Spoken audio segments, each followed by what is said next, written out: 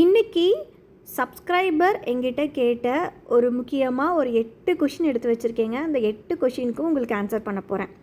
So first question பார்த்துடலாங்களா? Life இருக்கிறவமா clients ரொம்ப டைம் யூஸ் பண்ணுறப்போ அப்படின்னு சொல்லி ஒருத்தங்க கேட்டிருக்காங்க. கண்டிப்பாக அதை சேஃபாக நம்ம வச்சுருந்தோம்னா லைஃப் கொடுக்குங்க. இப்போ ஒரு கோல்டு இமிட்டேஷன் ஜுவல்லரி வாங்குறீங்க அப்படின்னா அது வந்து எவ்வளோ டைம் கொடுக்கும் உங்களுக்கு? இப்போ ஒரு 300 ருபீஸ்க்கு ஒரு பேங்கிள் வாங்குறீங்கன்னா கண்டிப்பாக ஒரு அதோட கேரண்டியே பார்த்தீங்கன்னா உங்கள் கேரண்டி கார்டில் 6 மந்த்ஸ் ஆர் 1 இயர் கொடுத்துருப்பாங்க. கரெக்டுங்களா?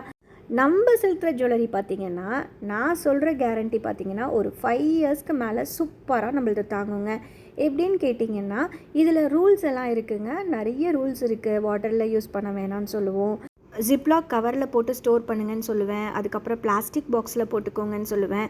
வெளியே போயிட்டு வந்தீங்க அப்படின்னா ஜுவல்லரியை கழட்டி வச்சுட்டு நல்லா வந்துட்டு அன்றைக்கி டே ஃபுல்லாக, அதாவது ஒரு நைட் ஃபுல்லாகவே வந்துட்டு நல்லா காத்தோட்டமாக வெளியே வச்சுருங்க.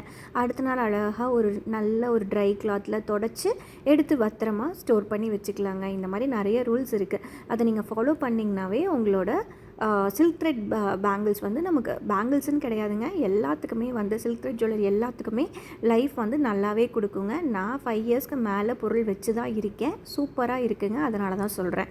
ஸோ செகண்ட் கொஷின் பார்த்துடலாங்களா? நான் இது வரைக்கும் வாங்கின த்ரெட் பேங்கிள்ஸ் எல்லாமே ட்ரெஸ்ஸில் மாட்டி பிரிஞ்சிருச்சு. இப்போது நான் த்ரெட் பேங்கிள்ஸ் வாங்குறதையே ஸ்டாப் பண்ணிட்டேன் அப்படின்னு செகண்ட் கொஷினை ஒருத்தர் கஸ்டமர் வந்து கேட்டிருந்தாங்கங்க. ஸோ அவங்களுக்கான ஆன்சர் பார்த்திங்கன்னா கண்டிப்பாக வந்துட்டு நீங்கள் வாங்கின ப்ராடக்ட் குவாலிட்டியாக இருந்திருக்காதுங்க சிஸ்டர். த்ரெட் பிரியுது அப்படின்னா கண்டிப்பாக அந்த இடத்த ரேப்பிங் நீட்டாக இருந்திருக்காதுங்க. ஸோ அதுதான் ரீசனு. ஸோ ரேப்பிங் நீட்டாக இருந்துச்சு அப்படின்னா கண்டிப்பாக வந்து சில்க் த்ரெட் பேங்கிள்ஸில் த்ரெட் பிரியாதுங்க. இது எல்லாமே ஹேண்ட்மேட் ப்ராடக்ட், நாங்கள் ஒவ்வொன்றும் பார்த்து பண்ணுறோம். ஸோ அதனால் நிறைய பேர் வாங்கணும்னு நாங்கள் ஆசைப்படுறோம். அதனால் குவாலிட்டியாக ஒவ்வொரு ப்ராடக்ட்டுமே பண்ணி கொடுத்துட்ருக்கோம். சரிங்களா? ஸோ தேர்ட் கொஷின் பார்த்துடலாம். சிஸ்டர், எனக்கு சர்டிஃபிகேட் வேணும், நீங்கள் தருவீங்களா அப்படின்னு இன்னொருத்தங்க கேட்டிருக்காங்கங்க. ஸோ கிளாஸில் தான் வந்து சர்டிஃபிகேட் கொடுப்பேன். கிளாஸ் வந்து இப்போ எங்கிட்ட வந்து கிளாஸ் வந்து 4 days கிளாஸ் நடத்துகிறேங்க. அந்த கிளாஸ் முடிச்சுட்டு நான் என்ன பண்ணுவேன்னா உங்களுக்கு ஒரு ப்ராஜெக்ட் கொடுப்பேங்க. ஒரு ப்ரைடல் செட்டோ, தென் வந்து ஒரு சென்டர் கிளிப், தென் வந்து ரப்பர் பேண்டு நீங்கள் செஞ்சு எனக்கு ஃபோட்டோஸ் அனுப்பணும். அதோட ஃபினிஷிங் எல்லாம் பார்த்துட்டு நல்லா இருக்குது அப்படின்னா கண்டிப்பாக உங்களுக்கு வந்து சர்டிஃபிகேட் நான் ப்ரொவைட் பண்ணுவேன். சரிங்களா? ஸோ வந்து சர்டிஃபிகேட்டோட ப்ராசஸ் இதுதாங்க சிஸ்டர். கிளாஸில் ஜாயின் பண்ணி நீங்கள் வந்துட்டு என்கிட்ட கற்றுட்டு அதுக்கப்புறம் ஒர்க் பண்ணி எங்கிட்டேருந்து சர்டிஃபிகேட் வாங்கணும். உங்கள் அட்ரஸ்க்கே நான் சென்ட் பண்ணிவிடுவேன். ஓகேங்களா? ஸோ அடுத்தது 4th கொஷின் பார்த்திங்கன்னா, சிஸ்டர் நானும் பண்ணுவேன், எனக்கு எப்படி சேல் பண்ணுறதுன்னு தெரியாது, எனக்கு ஹெல்ப் பண்ணுங்கள் ப்ளீஸ். இதுதாங்க அடுத்த கொஷினு. கண்டிப்பாக எனக்கு வந்து டெய்லியும் வர கமெண்ட்ஸில் ஒரு 4-5 கமெண்ட்ஸ் இது வந்துடும். அதனாலேயே இந்த கொஷின் நான் எடுத்திருக்கேன் செலக்டிவாக. ஒன்று சொல்கிறேன், என்னக்கே ஒரு எக்ஸாம்பிள் எடுத்துக்கோங்க. எனக்கு டெய்லியும் பார்த்திங்கன்னா ஒரு 30 to 40 கொரீஸ் வருங்க வாட்ஸ்அப்பில். அதில் பார்த்திங்கன்னா ஒரு 20 பேர் கிளாஸுக்கு விசாரிப்பாங்க, ஒரு 10 பேர் வந்து பார்த்திங்கன்னா ரீசெல்லிங்காக விசாரிப்பாங்க. அதில் ஒரு 5 பேர் 6 பேர் எப்படி விசாரிப்பாங்கன்னா எனக்கு வந்துட்டு இது பண்ண தெரியலை, நீங்கள் கைட் பண்ணுவீங்களா அப்படின்னு சொல்லிட்டு அந்த மாதிரி நிறைய பேர். ஓகேங்களா? ஸோ இந்த மாதிரி எனக்கு நிறைய கொரீஸ் டெய்லியுமே வருது.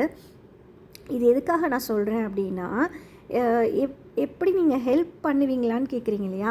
நான் 10 ரீசெல்லர்ஸ்க்கு டெய்லியுமே இப்போ வாட்ஸ்அப்பில் ஒருத்தங்களுக்கு நான் மெசேஜ் பண்ணி முடிக்கவே எனக்கு 1/2 hour ஆகுங்க.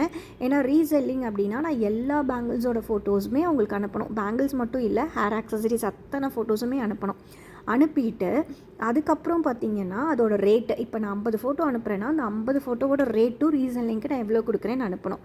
ஸோ இந்த மாதிரி நான் ஒரு 10 பேர்த்துக்கு டெய்லியும் நான் மெசேஜ் பண்ணுறேன்.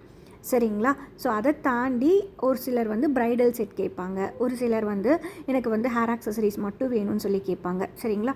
ஸோ இந்த மாதிரி ஒரு 5-6 பேர் மறுபடியும் எக்ஸ்ட்ரா மெசேஜஸ் வருங்க. சிஸ்டர், 10 ரீசெல்லர் விசாரித்தாங்கன்னா உங்களுக்கு 10 ஆர்டர் கிடைக்குமா அப்படின்னு கேட்டிங்கன்னா கண்டிப்பாக ஒரு ஆர்டர் கூட கிடைக்காதுங்க. நான் ஒரு நாளைக்கு ஒரு 4 மணி நேரம் இந்த வாட்ஸ்அப்பில் நான் மெசேஜ் பண்ணுறதுக்கு எனக்கு ஒரு ஆர்டர் கூட கிடைக்காது. ஸோ நானுமே ட்ரை பண்ணிட்டு தான் இருக்கேன் ஒவ்வொரு ஆர்டருக்காக. நீங்கள் ஹெல்ப் பண்ணுங்கன்னு சொல்கிறீங்க இல்லையா? ஸோ அதுக்கான கொஷின் தான். ஸோ யோசிச்சு பாருங்கள், நான் 10 ரீசெல்லர்ஸ்க்கு அனுப்புகிறேன், 10 பேரும் எனக்கு ஆர்டர் கொடுப்பாங்களா? கண்டிப்பாக கிடையாது. ஒருத்தவங்க கூட கொடுக்க மாட்டாங்கங்க. எல்லாருமே ரேட்டு மட்டும்தான் விசாரிக்கிறாங்க. ஸோ நம்மளோட பேஜ் டெவலப் ஆகிற வரைக்கும் நம்ம இப்படி தாங்க போகணும், வெயிட் பண்ணி தான் ஆகணும். இதில் எனக்கு வாரத்தில் ஒரு ரீசெல்லர் ஆர்டர் கொடுப்பாங்கன்னு நான் சொல்லுவேங்க. அதில் கேரண்டியாக நான் சொல்கிறேன். எனக்கு வாரத்தில் ஒருத்தங்க 2 பேர் கண்டிப்பாக வந்துட்டு ரீசெல்லிங்கில் ஆர்டர் கொடுப்பாங்க. இப்போ நீங்கள் பார்த்தீங்கன்னா வாரத்தில் 7 நாள் எடுத்துக்கோங்க. இப்போ நான் 70 ரீசெல்லர்ஸ்க்கு நான் மெசேஜ் பண்ணுறேன்னு வச்சுக்கலாம். ஒரு வாரத்தில் ஒரு நாளைக்கு 10 பேருனா 70 ரீசெல்லர்ஸ் ஆச்சுங்க ஒரு வாரத்துக்கு. ஸோ அதில் எனக்கு ஒருத்தவங்க தான் கிடைப்பாங்க. அப்போ நான் டைம் எவ்வளோ ஸ்பெண்ட் பண்ணியிருப்பேன்னு பாருங்கள். ஸோ இது எல்லாமே எதுக்காக சொல்கிறேன்னா, நானுமே வந்து இந்த 10 பேர் ஆர்டர் கொடுப்பாங்கன்ட்டுலாம் நான் அனுப்புறது கிடையாதுங்க. இதில் ஒருத்தங்க நமக்கு கிளிக் ஆவாங்கன்னு சொல்லி தான். ஸோ அந்த மாதிரி நீங்களும் ட்ரை பண்ணிகிட்டே இருங்கங்க. கண்டிப்பாக ஒரு நாள் உங்களுக்கான ஆர்டர்ஸ் வந்து சேரும். சரிங்களா? ஸோ இதை தான் எல்லாத்துக்குமே சொல்கிறேன். ட்ரை பண்ணுங்கள் சிஸ்டர் எல்லாருமே. ஸோ அடுத்தது ஒரு முக்கியமான கொஷினுங்க. 5th கொஷின் பாருங்கள். இதே செட் நானும் கஸ்டமருக்கு பண்ணினேன் சிஸ்டர். எனக்கு மெட்டீரியல்ஸ்க்கு மட்டும் 360 ஆச்சு. நான் செய்யக்கூடியதை சேர்த்து 2 ஹேண்டுக்கும் 500 கேட்டேன். அவங்க அதுக்கு அவ்வளோலாம் ஒர்த் இல்லை, வேண்டான்னு சொல்லிட்டாங்க. நான் கேட்டது அதிகமாக இல்லை கம்மியாக, நீங்கள் கொஞ்சம் சொல்லுங்கள் ப்ளீஸ் அப்படின்னு சொல்லி ஒரு கஸ்டமரை மெசேஜ் பண்ணியிருந்தாங்கங்க. ஸோ அதை பார்க்கக்குள்ளே எனக்கு ரொம்பவே கஷ்டமாக இருந்துச்சு. ஏன்னா அந்த செட்டு நான் வந்து 1200 ரூபாய்க்கு வந்து கஸ்டமருக்கு பண்ணி கொடுத்துருந்தேங்க. ஸோ அந்த செட்டை நான் லாஸ்ட்டில் அட்டாச் பண்ணுறேன், கண்டிப்பாக பாருங்கள். 360 அதோட மெட்டீரியல் காஸ்ட்டுன்னு சொல்கிறாங்கங்க. ஏன்னா அதில் வந்து கிறிஸ்டல் ஸ்டோன் யூஸ் பண்ணியிருப்போம். ஒரு கிறிஸ்டல் ஸ்டோனோட ப்ரைஸ் பார்த்திங்கன்னா 7 to 8 ருபீஸுங்க. ஸோ அவங்க மொத்தமாகவே 500 தான் இப்போ அவங்க கேட்டிருக்காங்க. இதில் வந்து அவங்க 140 தாங்க அவங்களோட செய்கூலியாக எடுத்திருக்காங்க. செய்யறதுக்கான கூலி 140 தாங்க கேட்டிருக்காங்க சேர்த்தி. அதுக்கே வந்துட்டு இந்த மாதிரி அவங்க ரிப்ளை பண்ணியிருக்காங்க, வேர்த் இல்லைன்னு சொல்லியிருக்காங்க. நான் சொல்கிறேங்க, அந்த மாதிரி கஸ்டமர்ஸ்க்கு கண்டிப்பாக நம்ம செஞ்சே தர தேவை கிடையாதுங்க. நம்மளோட சில்க் த்ரெட் ப்ராடக்டோட வேர்த் தெரிஞ்சவங்களுக்கு மட்டும் செஞ்சு கொடுத்தா போதுங்க.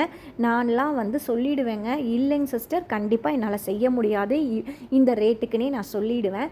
ஸோ நம்ம ப்ராடக்ட் தெரிஞ்சு, நம்மளோட வேர்த் தெரிஞ்சு, நம்மளோட குவாலிட்டி தெரிஞ்சு வர கஸ்டமர்ஸ்க்கு மட்டும் நம்ம அழகாக பண்ணி கொடுத்தாவே போதுங்க. ஸோ நீங்கள் ஃபீல் பண்ண வேண்டாம். கண்டிப்பாக புரிஞ்சுட்டு வரவங்களுக்கு நீங்கள் செஞ்சு கொடுங்க. புரிஞ்சுட்டு கண்டிப்பாக வருவாங்கங்க. நிறைய பேர்த்துக்கு இப்போ சில்க் த்ரெட்டோட வேல்யூ தெரியுது. சரிங்களா? ஸோ கொஞ்சம் வெயிட் பண்ணுங்கள் சிஸ்டர். நீங்கள் கண்டிப்பாக உங்களுக்கான ஆர்டர்ஸ் வரும். சரிங்களா? ஸோ அடுத்தது இன்னொரு 6th கொஷின் பார்த்திங்கன்னா, கேமராவை பற்றி ஒருத்தங்க கேட்டிருக்காங்க. நீங்கள் டிஎஸ்எல்ஆர் கேமராவாக யூஸ் பண்ணுறீங்கன்னு. நான் கேமராலாம் யூஸ் பண்ணுறதே கிடையாதுங்க. நார்மல் ஃபோனில் தான் ஃபோட்டோஸ் எடுக்கிறேன். சரிங்களா? ஸோ இன்னொரு கஸ்டமர் பார்த்திங்கன்னா சன்லைட்டில் வச்சு எடுப்பீங்களான்னு கேட்குறாங்க. ஸோ டேரெக்ட் சன்லைட்டில் எடுத்தோம்னா நம்ம ஃபோட்டோஸ் நல்லாவே விழுகாதுங்க. ஸோ எப்பயுமே வந்து இந்த பால்கனியில் வச்சு எடுங்கங்க, நல்லாயிருக்கும் நம்மளோட ஃபோட்டோஸ். ரூம்குள்ளே வந்து எடுக்கிறத விட நல்லா வந்து பால்கனியில் வச்சு போர்ட்டிக்கோவில் வச்சு எடுங்கங்க, ஃபோட்டோஸ் அழகாக விழுகும். நார்மலாக நான் ஃபோன் தாங்க யூஸ் பண்ணுறேன். அடுத்த கொஷின் பார்த்திங்கன்னா, நிறைய பேர் I want materials sister, I want materials அப்படின்னு சொல்கிறீங்க. நான் மெட்டீரியல்ஸ் எதுவுமே சேல்ஸ் பண்ணுறது இல்லைங்க. நான் ஒரு நம்பர் தரேன். ஸோ இது வந்து ஷார்ட்ஸில் நான் வீடியோவாக போடுறேன். ஸோ அவங்க வந்து இப்போ எனக்கு ரீசெண்டாக வந்துட்டு மெட்டீரியல்ஸ் வந்து சொல்லியிருந்தாங்க, என்கிட்ட வாங்கி பாருங்கள் நல்லாயிருக்கும் சிஸ்டர், கண்டிப்பாக ரெக்கமெண்ட் பண்ணுங்கன்னு சொல்லி. ஸோ கண்டிப்பாக நான் சொல்கிறேன். அவங்களோட வாட்ஸ்அப் நம்பரும் நான் உங்களுக்கு கொடுக்குறேன். அவங்கக்கிட்ட வந்து நீங்கள் மெட்டீரியல்ஸ் வேணும்னா வாங்கிக்கோங்க. கீழே லாஸ்ட்டில் நான் அட்டாச் பண்ணுறேங்க. ஸோ இப்போ ஒரு செட்டு காமிக்கிறேன். இந்த செட்டுக்கு தாங்க அவங்க வந்து ரேட் சொல்லியிருந்தாங்க. இந்த மாதிரி உங்களுக்கு வேறு ஏதாச்சும் டவுட் இருந்துச்சுன்னா கீழே கமெண்ட் பாக்ஸில் கமெண்ட் பண்ணுங்கள். இந்த மாதிரி வாரத்தில் ஒரு வீடியோவோ இல்லை 15 டேஸ்க்கு ஒரு வீடியோவோ நான் அப்லோட் பண்ணுறேங்க. பாய்.